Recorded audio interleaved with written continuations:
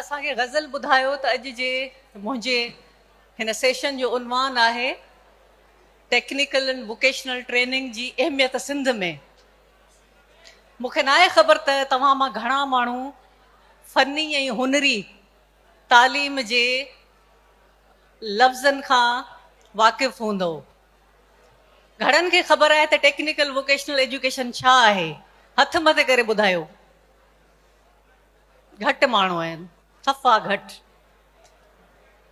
मूंखे यादि आहे त लास्ट टाइम असांजो 4th लतीफ़ फेस्टिवल कराची में आर्ट्स काउंसिल में जॾहिं थियो हुयो त मूंखे अदी वारनि हिकिड़ी ज़िमेदारी ॾिनी हुई त तव्हां सिंध 21वीं सदी में जे उनवान सां ॻाल्हायो। तमामु घणो फीडबैक आयो जॾहिं मूं इहो लेक्चर 20 मिंटनि जो पूरो आर्ट्स काउंसिल में ॾिनो। माण्हुनि मूंसां राब्तो कयो ऐं हुननि मूंखे ॿुधायो त 21वीं सदी में सिंध बेशक उन हंधि न पहुती आहे जिते पहुचणु खपे, पर हर बुर अहिड़ी बि ऊंदहि कोन्हे। असां बि वेठा आहियूं ऐं असां तव्हां सां गॾु कमु करणु चाहियूं था। उन खां पोइ मुंहिंजो उत्साह इलाही वधी वियो। इन जे करे वधियो त मूं ॾिठो त असांजो उहो नौजवान जंहिंखे को ख़ासि प्लेटफॉर्म न आहे मिलियल, का इंफ्रास्ट्रक्चर जी सहूलियत न आहे मिलियल प्रॉपर, पर हुन जे अंदरि हिकिड़ी जुस्तजू आहे, हुन जे अंदरि महिनत करण जो मादो आहे। ऐं जेको महिनत करणु ॼाणे थो उहो न कॾहिं मुफ़लिस थी सघे थो न ग़रीब थी सघे थो। जेकॾहिं असां अदा मुंहिंजी ॻाल्हि ॿुधंदो त मूंखे मज़ो ईंदो तव्हां सां ॻाल्हाईंदे, मुंहिंजी भेणियूं स्पेशली। आवाज़ अचे थो आख़िर ताईं? अचे थो आवाज़? तव्हांजे कम जूं ॻाल्हियूं ॿुधाईंदसि अॼु, बिल्कुलु बोर न थींदव। मूंखे चयो वियो लेक्चर ॾे, मूं चयो लेक्चर ॾियणु त मूंखे ईंदो ई कोन्हे। आई एम स्टोरी टेलर, मां कहाणी ॿुधाए सघां थी तव्हांखे। मुंहिंजी ॻाल्हि तव्हां कहाणी वांगुरु ॿुधंदो त तव्हांखे मज़ो ईंदो।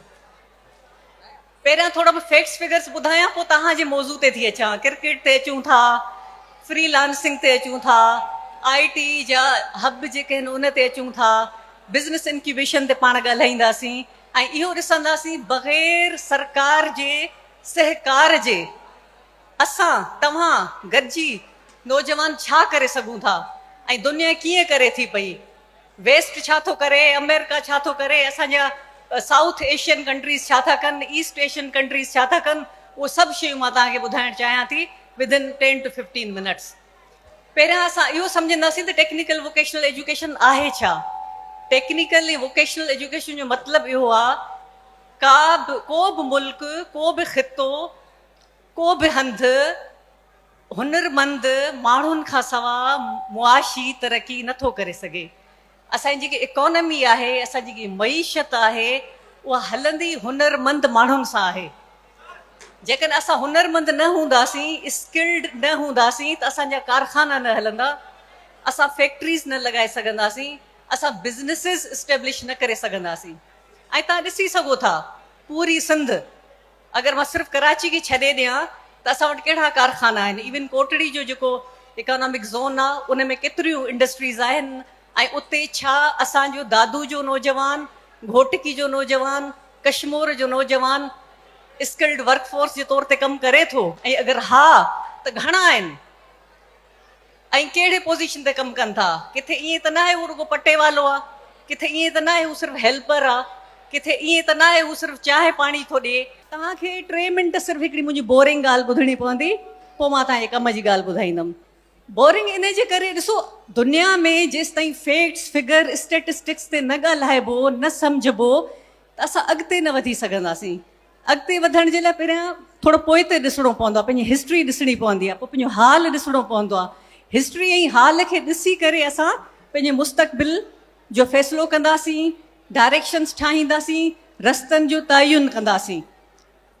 पाकिस्तान में हिन वक़्तु पब्लिक ऐं प्राइवेट सेक्टर में जेके टेक्निकल वोकेशनल इदारा आहिनि उहे तक़रीबन 3775 आहिनि ऐं हर साल हिननि इदारनि मां 3,45,000 स्किल्ड वर्कफोर्स तयारु थी ॿाहिरि निकिरे थो। पर ॾिसणो इहो आहे त उहो स्किल्ड वर्कफोर्स असांजे कम जो केतिरो आहे। पाकिस्तान में जॾहिं त ज़रूरत जेकी सालियानी आहे उहा असांखे 10 लख माण्हू खपनि। हीउ जेको तरक़ीअ जो फीथो आहे, मईशत जो फीथो आहे, इकोनॉमी जो फीथो आहे उनखे हलाइण जे लाइ 10 लख सालियाना माण्हू खपनि। हाणे जेकॾहिं 10 लखनि मां सिर्फ़ु तव्हां वटि माण्हू आहिनि 3,45,000 ऐं उहे बि ख़ासि स्किल्ड उन लेवल जा न आहिनि त ॿुधायो त असांजी मईशत किथे बीहंदी। हाणे इन मां मतिलबु छा साबित थियो त अनएम्प्लॉयमेंट हर साल असांजी 7 खां 8 लख वधे थी। अनएम्प्लॉयड माना बेरोज़गारी, बेरोज़गारी मतिलबु गुरबत, यानी अनएम्प्लॉयमेंट ऐं पॉवर्टी पाण में गॾियल आहिनि। जेकॾहिं असां बेरोज़गारी ख़तमु कंदासीं त गुरबत ख़तमु थींदी। ऐं उहो कीअं ख़तमु थींदी? जॾहिं असां प्रॉपर यानी प्राइमरी एजुकेशन, सेकेंडरी एजुकेशन, देन टर्शरी एजुकेशन जेका कि टेक्निकल वोकेशनल एजुकेशन आहे उहा प्रॉपर हासिलु कयूं ऐं इन क़ाबिल थी वञूं त असां पंहिंजे कारखाननि में, पंहिंजी फैक्ट्रीज़ में, पंहिंजे बिज़नेस जेके इस्टेब्लिश कयूं था उन्हनि खे हलाए सघूं। तव्हां दुनिया जे कंहिं मुल्क में हलिया वञो, अगरि नथा वञी सघो त तव्हां टीवी में ॾिसंदा हूंदो त जेके फर्स्ट वर्ल्ड कंट्रीज़ आहिनि उहे इन जे करे तरक़ी याफ़्ता आहिनि जो उन्हनि जो जेको स्किल्ड लेबर आहे उहो रियल स्किल्ड आहे। उन्हनि वटि हुनरमंद माण्हुनि जो क़दुरु बि आहे ऐं उन्हनि जा जेके हुनरी इदारा आहिनि उहे प्रॉपर कमु करे रहिया आहिनि। असांजी बदकिस्मती इहा आहे त जेके असांजा स्टेट जा, चाहे वो Sindh technical vocational education authority हुजे जंहिंजे अंडर में 260 इदारा आहिनि, ॾिसंदासीं त हलनि घणा था। मां हिते ॾिसी रही आहियां त स्टेटा ऐं यूनिवर्सिटी बोर्ड जा कुझु माण्हू मूंखे नज़र अची रहिया आहिनि ऐं उन्हनि खे ख़बर हूंदी असांजी मुस्तक़िल मीटिंग्स थींदियूं रहंदियूं आहिनि जंहिंमें इहो ई असां डिस्कस कंदा रहंदा आहियूं त इन्हनि खे आख़िर हलाइजे कीअं, पंहिंजे नौजवाननि खे इंगेज कीअं कजे। जेसिताईं असांजो नौजवान मईशत जे इन व्हील में असां सां गॾिबो न तेसिताईं मुल्क तरक़ी करे ई नथो सघे। त छा बि कयो, पर हाणे जो ॾोह कंहिंजो आहे? 260 इदारनि मां हार्डली के 30-40 इदारा हलनि था। तव्हांजी जेकी इनरोलमेंट आहे इन्हनि इदारनि में उहा 35,000 डॉक्यूमेंटेड आहे। हाणे डॉक्यूमेंटेड 35,000 अगरि मां तव्हांखे इन जी हक़ीक़त ॿुधायां ऐं सच ॿुधायां, मई में हिन ई साल मई में मां मेहड़ वई हुअसि। उते 8 एकड़नि ते GPI यानी गवर्नमेंट पॉलिटेक्निक इंस्टीट्यूट ठहियल आहे जंहिंमें मूंखे ॿुधायो वियो त 271 नौजवान छोकिरा ओनली 2 डिसिप्लिन्स में इनरोल आहिनि। त मूं प्रिंसिपल साहिब खे चयो त अदा मूंखे विज़िट करायो, हलो क्लास ॾिसूं ऐं टाइम हुजे, मुंहिंजे ख़्याल में 11-11:15 थिया हुजनि। न सिर्फ़ु इहो त टाइम 11:15 थियो ऐं ॾींहुं बि को अंगारो अरबा हुजे यानी मिड डे हुजे वीक जो। घणा ई बहाना कयईं त मिड़ई टाइम वेस्ट कयां, मेहड़ जो माओ बॻियां रखियनि, मूंखे अजरक पारायनि, ॾाढा गुल बुल भयनि। पोइ उनखे मूं सम्झायो त बाबा गाॾियुनि ते गुल बुल न आहिनि हणिबा, पोइ असां शादीअ ते या कंहिं अहिड़े त्योहार ते न आया आहियूं, हिकिड़ो तालीमी हिकिड़ी एक्टिविटी आहे। ख़ैर आख़िर उन्हनि मजबूरनि मूंखे क्लासिस जो विज़िट कराइणु शुरू कयो। जॾहिं मूं विज़िट कई, तव्हांखे हैरान न थियणु खपे छो जो तव्हां बि यकीननि इन्हनि शयुनि खां वाक़िफ़ु हूंदो त टोटल हिकिड़े क्लास में 6 स्टूडेंट्स वेठा। घणनि मां 271 डॉक्यूमेंटेड। 6 मां जेके स्टूडेंट्स हुया उन्हनि खे जॾहिं मां ॻाल्हाइणु शुरू कयो त जंहिं वटि रजिस्टर हुयो, कापी हुई, छोकिरे वटि पुछियोमांसि त अदा तूं कॾहिं खां तूं अची साल थी वियो आहे? त मूं चयो तूं अञा पहिरें पने ते नालो मस लिखियो आहे। वरी ॿिए छोकिरे खां पुछियो त तव्हां ॿुधायो? त चई हा मैडम मूंखे साल थी वियो आहे। त मूं चयो पोइ अॼु ई आयो ई छा क्लास में? छो जो उन पंहिंजे पहिरें पने ते रुगो टॉपिक लिखियो हो। वरी 3 छोकिरे खां पुछियो त उन वटि को कापी कोन हुई, को रजिस्टर कोन हुयो। बाबा ॾे हाल अहिवाल। चवे थो त मैडम मां त हाणे पेपर ॾेई आयो आहियां। मूं चयो छाजो? चई BSc थो कयां। मूं चयो हिते छा थो करीं? चई DAE थो कयां। त मां चयो तूं ॿिन्ही मां कुझु नथो करीं, न तूं BSc थो करीं न ई तूं DAE थो करीं। तव्हां नौजवाननि खे सम्झणो पवंदो त जेकॾहिं तव्हां पंहिंजो वक़्तु ईअं विञाईंदव 2 डिग्रीज़ ते जेके काग़ज़ जो टुकड़े खां वधीक कुझु न आहिनि ऐं तव्हांखे उहे स्किल्स ऐं नॉलेज नथियूं ॾियनि त पोइ तव्हांखे वॾेरे नंढेरे जे पोयां ई हलणो पवंदो। पोइ तव्हांखे पटेवाली ऐं क्लार्की वठणी पवंदी। पर जेकॾहिं इन चकर मां निकिरणु था चाहियो त वॾेरनि जी वीगोज़ जे पोयां तव्हां न हलो, इन नंढेरनि जे ओताकनि ते तव्हां न वञो त पोइ तव्हांखे सचिन तेंदुलकर वांगुरु, पोइ तव्हांखे बिल गेट्स वांगुरु, पोइ तव्हांखे एलन मस्क वांगुरु पंहिंजो पाण ते डिपेंड करिणो पवंदो। कीअं? ॾिसो, कुझु बि मसइलो कोन्हे, जेको बि कमु कयो उन में तव्हांजो शौक़ु हुजे, उन में तव्हांजो फोकस हुजे। ॾिसो, क्रिकेट त सभु खेॾंदा आहिनि, असां बि खेॾी, तव्हां बि खेॾी, पाकिस्तान जा बि कई नामवर माण्हू आहिनि। सचिन तेंदुलकर खे असां क्रिकेट जो भॻवान था चऊं, बैटिंग में छो? सचिन तेंदुलकर खे इन जे करे बैटिंग जो असां भॻवान या ख़ुदा था चऊं, जॾहिं हिननि वर्ल्ड कप खटियो, रियल स्टोरी थी ॿुधायां, इंडिया जॾहिं वर्ल्ड कप खटियो थियण त ईअं खपे हा, सेलिब्रेशन हुजे हा, 10 ॾींहं त ही प्रैक्टिस ई न करे हा हमरा। पर हिन छा कयो? राति गुज़री आहे, सेलिब्रेशन ख़तमु, सुबुह थी आहे, ठीकु 5 वॻे जीअं हू नेट प्रैक्टिस कंदो आहे 6 बजे जेको बि हुन टाइम हुयो, सिधो नेट प्रैक्टिस ते। सुबुह जॾहिं प्राइम मिनिस्टर फ़ोन कई आहे सचिन खे, त हिन फ़ोन बंदि हुई, छो जो नेट प्रैक्टिस में फ़ोन बंदि हूंदी अथसि। वापसी में जॾहिं आयो त ख़बर पियसि त प्राइम मिनिस्टर कॉल कई हुई। कॉल बैक कयईंसि, प्राइम मिनिस्टर चयसि त कल्ह वर्ल्ड कप खटियो आहे, भला को हिकिड़ो ॾींहुं त गैप ॾे, भला खणी अॼु तूं नेट प्रैक्टिस न करी हा? ख़बर अथव न जवाबु छा ॾिनो? जवाबु छा ॾिनई? त चई, सर असां कल्ह वर्ल्ड कप खटियो आहे, ईंदड़ वर्ल्ड कप जी तयारी असांखे हाणे खां करणी आहे। इहा स्पिरिट आहे। असांखे हिकिड़ी क्लार्की नौकिरी मिलंदी त पूरो ख़ानदान चुप करे वेहंदो आहे त बाबा हाणे अची वियो आहे हिकिड़ो कमाइण वारो। अहिड़े ई तरीक़े सां जेकॾहिं तव्हांजो पैशन आहे, जेकॾहिं तव्हांजो पैशन आहे त तव्हां खां वधीक कोई कारपेंटर नथो थी सघे। बॉम्बे बेकरी जो केक अॼु बि असांखे यादि आहे, कराची ताईं वञे थो, पाकिस्तान खां ॿाहिरि वञे थो। छो? बेकरीज़ त इलाही घणियूं आहिनि, छो बॉम्बे बेकरी?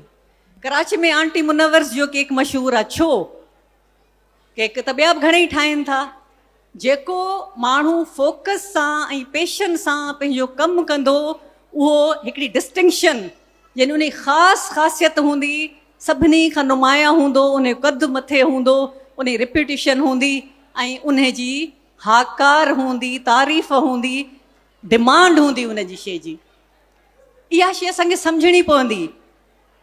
असांखे ख़बर आहे त असांजे इलाही मसइला आहिनि, बीइंग अ पुअर कंट्री, असांजो हिकिड़ो ग़रीब मुल्क आहे, पर गुरबत एतिरी बि कोन्हे। मां अगरि तव्हांखे ॿुधायां त 256 या 260 इदारनि जूं बिल्डिंग्स 8-8 एकड़नि ते मुश्तमिल आहिनि, पर उते कमु नथो थिए। ऐं उहो कमु न करण वारी सिर्फ़ु सरकार न आहे, असां सम्झूं था त सरकार जा मसइला आहिनि, पर असांजी ओनरशिप किथे आहे? असां being a civil society, the part of this society, कॾहिं हिनखे ओन कयो आहे? कॾहिं अकाउंटेबिलिटी कई आहे इदारनि जी? कॾहिं बि न। असां ॿिए कंहिं ॻाल्हि जे लाइ त एहतिजाज कयूं था, इन ॻाल्हि जे लाइ एहतिजाज छो नथा कयूं त असांजो स्कूल बंदि आहे, असांजो टेक्निकल वोकेशनल इदारो नथो हले। हाणे ताज़ो केयर टेकर गवर्नमेंट हुई त जस्टिस बाकर जेको केयर टेकर CM हुयो, हैदराबाद में कोहसार इंस्टीट्यूट आहे, टीवेट जो, उन अचानक विज़िट कई, ख़बर पई त उतां जी मैनेजमेंट सिर्फ़ु माण्हू मैनेज कया, ॿार हितां उतां पकिड़े वेहारे रखिया आहिनि। हाणे उहो माण्हू ज़माने जो जज मथां CM सम्झी वियो, छो जो मशीनरी सॼी पैक्ड पई हुजे, आउटडेटेड, टोटल मिटीअ सां भरियल। वधि में छा थियो, प्रिंसिपल ट्रांसफर थियो ऐं उनखां पोइ साईं 2-3 ॿिया एक्शन थिया, दैट्स इट, ॻाल्हि ख़तमु थी वई। पर इहो कमु मां सम्झां थी रुॻो CM जो न आहे, इहो असां सभिनी जो आहे, पेरेंट्स जो बि आहे, शागिर्दनि जो पंहिंजो बि आहे। जेसि ताईं असां पंहिंजा इदारा ओन न कंदासीं त कुझु न थींदो। हा, चैलेंजिस आहिनि, मां तव्हांखे ताज़ी रिपोर्ट ॿुधायां थी state bank of Pakistan regarding the freelancing जेकी ॾिनी आहे, उन में हुननि ॿुधायो त पंजाब जा जेके स्टेप्टा जा इदारा आहिनि, स्टेप्टा न पर पंजाब टेप्टा, उन में 99% इदारनि में इंटरनेट जी सहूलियत आहे। KP जो 75%, सिंध जो 32%, रिपोर्ट पई अथव, इंटरनेट ते ॾिसी सघो था। हाणे ही डिफरेंस आहे, ही फ़र्क़ु आहे। पंजाब 99%, KP 78% ऐं सिंध 32%। हाणे नौजवाननि जो सवाल त बिल्कुलु जाइज़ आहे त बाबा असां अगरि इदारनि में वञूं था त न कंप्यूटर थो हले, न इंटरनेट थी हले, त पोइ तव्हां फ्रीलांसिंग जी ॻाल्हि था कयो, तव्हां ॻाल्हि था कयो त असां ऑनलाइन पंहिंजा बिज़नेसिस शुरू कयूं ऐं नाणो कमायूं, त कीअं थींदो? 8-8 कलाक बिजली कोन्हे, जनरेटर में तेल कोन्हे, या सोलर सिस्टम जेको आहे रिपेयरी मेंटेन नाहे थियल, इहे सभु असांजे इंफ्रास्ट्रक्चर जा इश्यूज़ आहिनि, असां मञूं था। पर छा इहे बहाना करे, एक्सक्यूज़िस करे असां ईअं ई गुरबत में रहंदासीं, अनस्किल्ड रहंदासीं? न। सो उन लाइ छा करिणो आहे, छा करणु खपे? कुझु त करिणो आहे न असांखे। उन जे लाइ हिकिड़ो ई तरीक़ेकार आहे त जिते जहिड़ो तव्हांखे मौक़ो मिले थो उन ते फोकस करिणो आहे, पंहिंजे पैशन खे एक्सरसाइज़ करिणो आहे। जंहिंमें शौक़ु आहे उन शइ में वञो। तव्हांखे मैथ्स नथी वणे, इंजीनियरिंग न खणो। तव्हांखे बायोलॉजी नथी वणे, तव्हां मेडिकल न खणो। तव्हांखे रंगनि सां शौक़ु आहे, आर्ट्स में हलिया वञो। तव्हां फिज़िकली फिट आहियो, स्पोर्ट्स में वञो। There are so many opportunities, तमामु घणियूं अपॉर्चुनिटीज़ आहिनि। दुनिया हाणे ग्लोबल विलेज थी वई आहे। भले तव्हांजो इंफ्रास्ट्रक्चर पुअर हुजे पर रोक न आहे। यूट्यूब खुली पई आहे, अलाए केतिरियूं यूनिवर्सिटीज़ तव्हांखे ऑनलाइन सर्टिफिकेट्स ॾेई सघनि थियूं। सो करिणो छा आहे असांखे? एक्सक्यूज़िस न आहिनि करिणा, बहाना न आहिनि करिणा, कमु करिणो आहे।